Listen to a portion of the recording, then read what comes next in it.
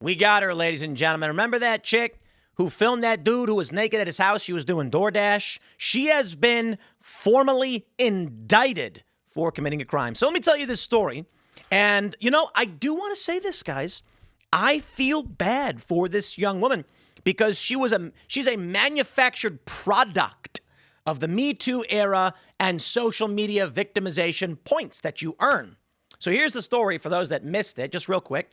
So this chick posts a viral video where she claims she was sexually assaulted by a guy while doing DoorDash. In reality, what according to the reports and people who watched the video, she goes to a guy's house. He had ordered DoorDash and he said, leave it on the porch. She pushes his door open to see him sitting naked, like sleeping naked on his own couch. And she films him and then claims he assaulted her. In fact, young ma'am, it sounds like you assaulted him. She has now been indicted for this. But I think the bigger picture here that we need to break down is how TikTok, Instagram, social media has liquefied the brains of a generation. And I got proof to back it up. In this court case, we got this viral tweet. They're saying that accidentally unredacted versions of these court documents show TikTok knows they are melting the brains of young people and turning them into, let's be nice, turning them into developmentally disabled people. I'll call it like that. Here's a story from AOL. New York DoorDash driver who allegedly filmed naked customer and posted viral TikTok has been indicted. Hammer drop, my friends. The New York Post reports an upstate New York DoorDash driver accused of filming and posting a TikTok video of a passed out naked customer who she claimed sexually harassed her has been indicted. Olivia Henderson, 23, appeared in the Oswego County Court on Friday after a grand jury voted to move forward with felony charges tied to the viral video she recorded during a 2025 delivery. Through her attorney, Henderson pleaded not guilty, according to News Channel 9. She was released as the case proceeds and is due back in court in June.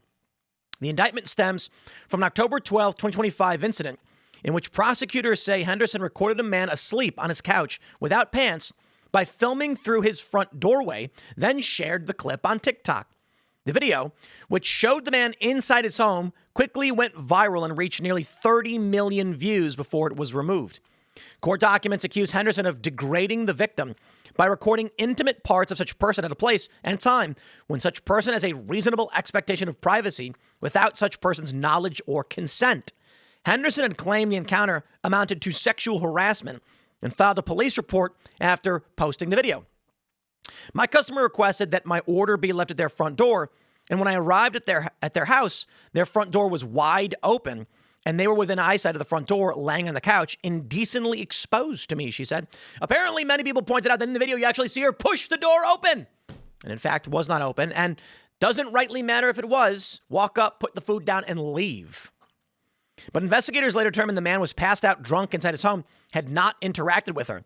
She was subsequently arrested and charged with 1 count of unlawful surveillance in the second degree and 1 count of dissemination of an unlawful surveillance image in the first degree. I just want to stress, even if what she claimed was true, why did she film the guy? That's crazy. She first appeared in December after the video proceeding circulated widely on social media. At Friday's arraignment, Oswego County Judge Armin Nazarian did not allow cameras in the courtroom. Henderson declined to comment when approached by reporters outside. DoorDash previously said her account was deactivated following the incident. Posting a video of a customer in their home after disclosing their personal details publicly is a clear violation of our policies. That is the sole reason that this Dasher's account was deactivated along with the customers while we investigated. Henderson remains free without bail as the case moves forward. If convicted, she faces up to 8 years in prison. Now, you want to know why this woman's brain is jello? It's because social media makes your brain jello. And I'm going to lay it out like this. I think it's all the intended condition. Otherwise, they'd change it. My hypothesis would be long-form content is an accident, my friends. You watching this video, this is an accident they don't want. You see, back in the day, YouTube was upset that Netflix was taking over. In the early days of video online, YouTube was king. Vimeo emerged briefly, but was quickly destroyed, and is now basically it's just like a B2B service. You can upload to their service, which you don't need to do because YouTube is free. You can always put your videos up unlisted or private. YouTube won. Subsidized by the Google machine, YouTube won. In about 2013, I was actually at Google's offices. I was talking to one of their I don't know, executive, but one of the people who work on the platform, Success and things like this, as I had been doing social media content on the ground, they were very interested in what I was producing. And they said, our competitor right now is Netflix. And I said, what? I was like, that's ridiculous. Like, you really think that if you try and go that route, you will not succeed? And indeed, it's technically the truth, but they're still going that route. Here's what happened. When Netflix got into the streaming video business game, it displaced YouTube as the home for online content.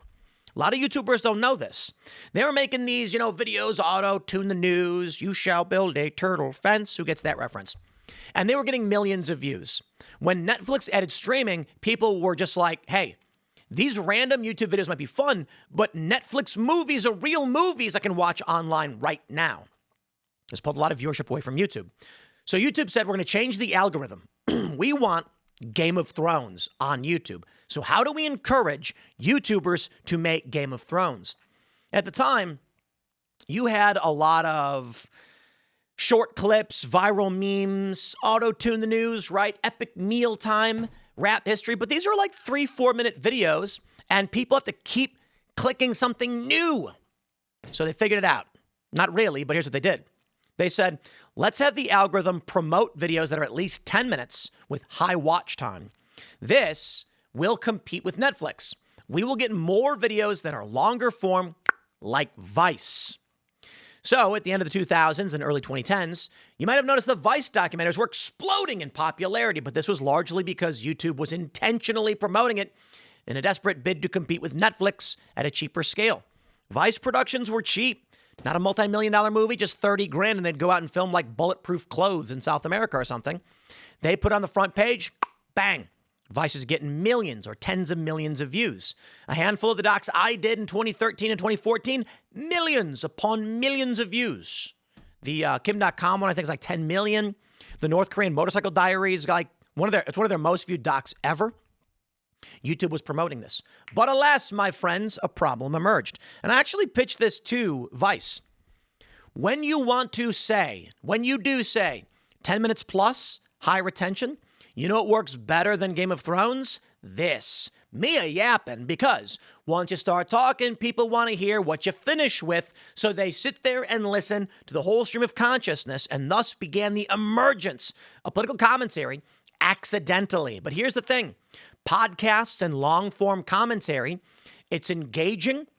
People listen for a long time. It makes a lot of money, but it changes the landscape of politics in this country inadvertently. You see, when you listen to long-form content, you get a full argument, or at least you tend to, more so than short-form content.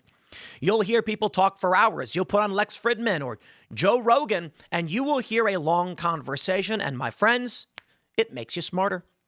It does, because in a long-form conversation, Joe Rogan might say something like, hey, I'm not sure that's true, actually. I was watching the news, and then Jamie pulled that up, and they pull up a source, and then the guy says, actually, that may be true, but also pull this up. And that takes 10, 15 minutes of conversation to parse through all the information. You, as the listener, are sitting there going, wow, I'm learning so much. And then they went, holy crap, this resulted in the election of Donald Trump. It allowed people outside the mainstream to present arguments that people were convinced by. And they did not like that. And they mean like the Democratic establishment, the corporations, etc. So then they said, we need to change this. We got to go back to short form, deprioritize long form content, prioritize short form. All of a sudden, 90-second videos became the go-to with Shorts, with TikTok, with Instagram. Now it's 3 minutes. Why? In 3 minutes, you will not get a full comprehensive idea. Your brain will turn to Jell-O. And with a Jell-O brain, you'll vote for whatever Jell-O garbage they want you to. Case in point, this post from Nav Tour. Now, I'm not going to read the full thing to break it all down, but he basically points out TikTok wanted this redacted. Their math shows that after you watch about 35 minutes in one setting of TikTok, you become addicted.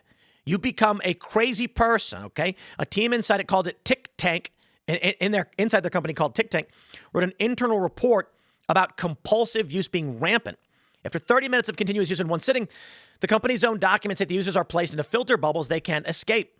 They ran an experiment and found that by doing the 60-minute screen time prompt, usage dropped only about a minute and a half from 108 minutes. Internally, the screen time tool was not measured by whether it reduced screen time, but whether it improved public trust in TikTok. basically. All that mattered to them internally was that people were glued to their screens. Well, unfortunately for us, what does that do? This woman's brain is jello. And so she's like, oh, I'm going to film this naked guy and then claim something happened. It's all fake. All of it is fake. The internet is fake, my friends. The internet is fake. Short snippets are fake. Oh, I can prove it to you. Take a look at this funny article from Daily Mail. MAGA bloggers meltdown at Trump after he unleashed fiery rant about their low IQ. Now, the funny thing is, I get this notification today, right? So we do marketing notifications. Tim Pool, a content creator and longtime Trump supporter, was apoplectic in a quote tweet. That does it. I am done. This was the last straw. I am so angry. No context. They don't care. They didn't ask me for clarification. They didn't fact check. But wait, there's more. So I tweeted, what I find most insane about our current political climate is that not a single journalist seeks to fact check, investigate, or clarify posts on X. Like, I could say right now I am quitting the Democratic Party once and for all, and some corporate news outlet would literally report Tim Pool announces he's quitting, voting Democrat, will vote Republican, despite the fact that I've done it since 2020. And then here's my favorite part. So I literally tweeted right after this, I can't believe I am saying this, but I am done. The Democrats have finally gone too far. For the first time in my life, I'm voting Republican. Gunther, what are you doing? He says, good. Look at this one. Grok, what happened to Tim today for him to make this decision? Lay it on me, Grok. Tim's post right after criticizing journalists for not fact-checking X posts. He's highlighting how statements get twisted or reported without context. Classic troll to expose the reaction cycle. No specific today event triggered it from his feed, just pointing out the absurdity of the current climate. Thank you for highlighting that. Holy ish, it took you this long. Ha ha ha ha. F Republicans too. How about we all come together and oust every SOB out of office? Just yank their effing canes from them. It's just all bots. It's all fake. All bots. You know, it's not all bots and all fake. Mostly. But I also want to point this out. I got 2.6 million followers on X. All in all, across the board, I think if you add everything up, I've got like 10 million or so followers. But between platforms and between channels, there's probably an overlap where like one person follows me on everything. So we don't know the exact number, but it might be like 6 or 7 million, I guess. However, for people on X, there's hundreds of millions. So if I say something like this and someone has no idea who I am and someone retweets it, they see this and they think it's true. They don't go to my page, they don't go to my profile, and that's another point I'm trying to highlight. This is brain rot social media reality. If they just clicked my profile and tried to read into who I was, they'd learn I was literally screwing with the establishment media apparatus. I understand that a regular person is probably going to be like, wow, I can't believe Tim Pool is saying this. But a journalist should be like, is Tim Pool really doing this? And the funny thing is, I voted Republican in 2020, 22, and 24. So, And I will be doing it again this year. Well, I mean, to be fair, I don't really need, like, Riley Moore is my rep, so he's great, and he's going to win. Thank you for helping save this country from leftist lunatics. Who are you even trying to troll? I mean, even you, Dirtbag Duke, you could just look at my Twitter profile and just read what I'm writing. Everyone needs, I'm confused. How are you a MAGA lie spreader finally? I love this. People are just so, it's just, there's nothing democratic about the Democratic Party. I can hear your tweets in your voice, fun troll, indeed. I can't believe people are taking this seriously. He's messing with you. Yeah, sarcastic posts, baiting fake accounts like clockwork. Didn't you vote for Trump? Indeed. Rage bait so strong, the bots fell for it. I knew you were right-leaning, but I want to see more American parties. Okay, you know what I'm going to do? I'm going to literally tweet the opposite of this. I'm going to literally, because you know what's going to happen? If I tweet the opposite of this, it's going to get picked up by, okay, so let me type this out. I can't believe, wait. I'll pull it over so you can actually watch me do it. I can't believe I am saying this. Wait, I want to get the word identical. But I am done. The Republicans have finally gone too far. I got to make finally bigger. Finally gone too far. Finally. Okay. With the period. Here we go. For the first time in my, did I do all of it? First time. Okay, just first time in my life, I am voting Democrat. Oh, okay, here we go. For the first time in my life, I am voting Democrat. And fire away. Now, listen. A lot of people, they respond and they go like, Tim's just engagement phobic for money. No, I'm not.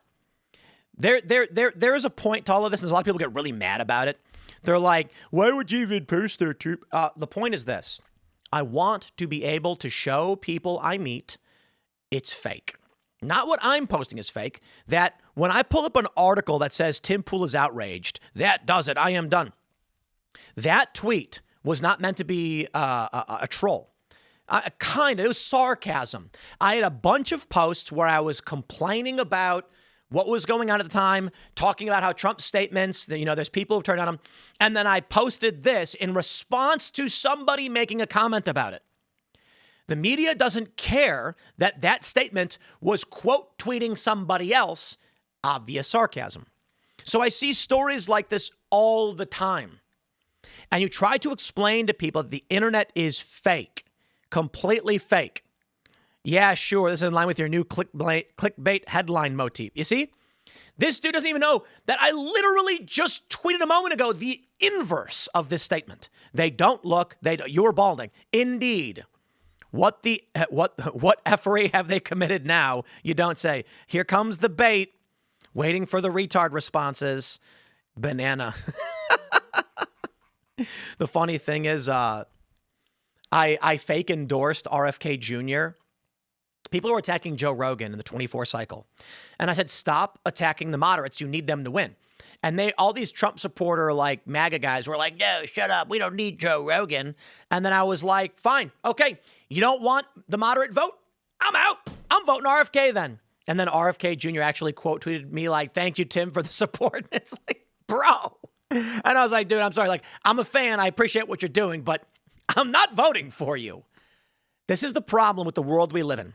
Going back to Wackaloon, trying to figure out which wacko word I want to use. Wackaloon lady, her brain is mush.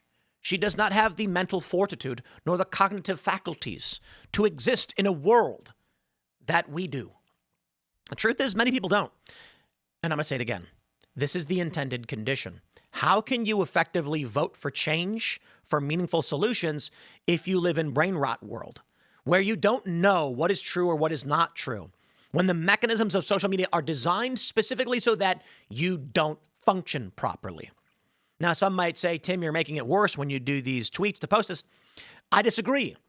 Because the purpose of these tweets is that when someone comes out and says something like, Tim, I heard you think X or Y, I can say, look, and they go, you post.